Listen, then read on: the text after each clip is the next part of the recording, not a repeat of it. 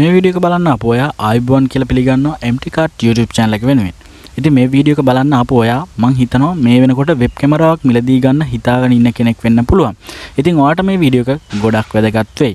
Web කැමරාවක් මිලදී ගන්න ඉන්න ඔයාට තියෙන ගැටලු කීපයක් තමයි වෙබ් කැමරාවක් ඇත්තටම මිල කීයක් විතර වෙයිද?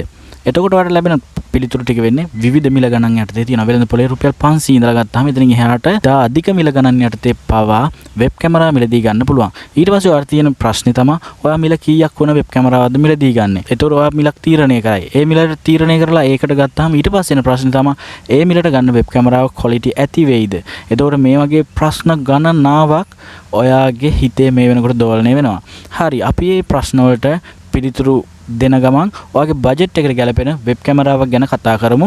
ඒකේ සාම්පල් වීඩියෝ කීපයකුත් වීඩියෝ එකේ ඇතුළත් වෙන නිසා ඔයාලට තීරණය කරන්න පුළුවන් ඒ කැමරාව ඔයාගේ වැඩේට සෑහෙනවද සෑහෙනවා නම් කොහෙන්ද මිලදී ගන්න මේ සියල්ලම වෙළඳ පොලේ වෙබ් කැමරාවක් ගත්තාම රුපියල් 500න් පටන් අරන් විවිධ මිල ගණන් යටතේ වෙබ් කැමරා ගන්න පුළුවන්. ඉතින් ඔයා Zoom ක්ලාස් කරන කෙනෙක් නම් එහෙම නැත්නම් YouTube channel එකට වීඩියෝ කරන කෙනෙක් නම් ඔයාට ගැලපෙන වෙබ් කැමරාවක් වෙන්න ඕන. රුපියල් 500 සිට වෙබ් කැමරාව තිබ්බා කියලා ඒ වෙබ් කැමරාව සාමාන්‍යයෙන් අපි Skype call එකක් ගන්න පුළුවන් Skype නේ. ඊට පස්සේ WhatsApp call එකක් ගන්න වාගේ ප්‍රමාණවත් වුණාට Zoom class එකක් කරන්න තරම් ප්‍රමාණවත් වෙන්නේ නැහැ. මොකද ඔයා බෝඩ් එකේ ලියන අකුරු එහෙ බොඳ වෙලා තමයි පේන්න බලන්නේ බොහෝ වෙලාවට. ඉතින් ඔයාට Zoom class එකක් කරනවා නම් එහෙම නැත්නම් YouTube channel එකක් කරනවා නම් ඔයාව ටිකක් ලස්සනට සුදු වෙලා පේන්න ඕනේ. ඉතින් අපි කතා කරන්න යන මෙන්න මේ full HD වෙබ් කැමරා එක ඔයා ඉන්න ප්‍රමාණයට වඩා යම් ප්‍රමාණයක් සුදු කරලා පෙන්නනවා. ඒ වගේම තව ගොඩක් වෙලාවට Zoom class එකක් මේ වෙනකොටත් වෙබ් කැමරාවකින් කරන ගුරුවරයෙක් ගුරුවරියක් නම් ඔයාට තියෙන ප්‍රශ්නයක් තමයි ඔයා white board එකේ උගන්වන වෙලාවට සමහර ආලෝකය වැඩි වෙලා ඔයා ලියන එක පේන්නේ නැතු වෙනවා. ඒකට මේ වෙබ් කැමරාව සතු auto white balance හැකියාව තියෙනවා.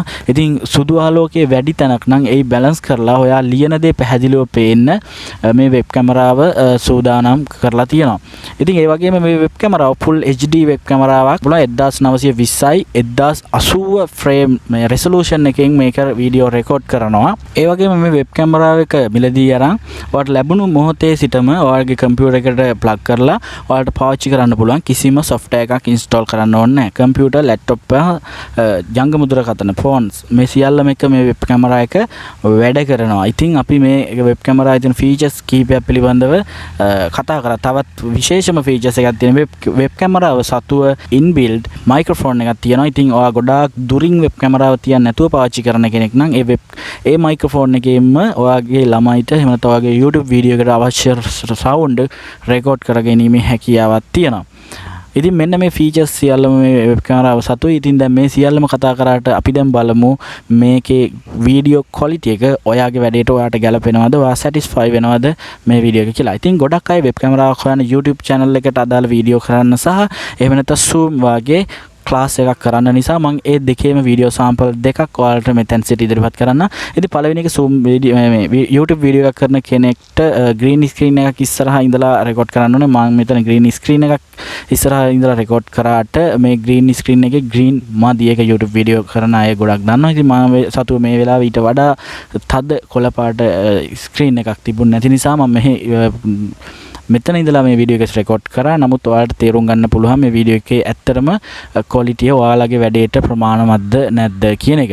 ඉතින් ඒ වගේම Zoom ක්ලාස් කරන කෙනෙකුට නම් යාලට වැදගත් වෙන්නේ බෝඩ් එකක ලියන අකුරු පැහැදිලිව මේ වෙබ් කැමරාවෙන් පේනවද කියන එකේ. ඉතින් ඒ නිසා මම green board එකක් මං සතුව තියෙනවා. මං සතුව white board එක මේ වෙලාවේ තිබුණ නැහැ.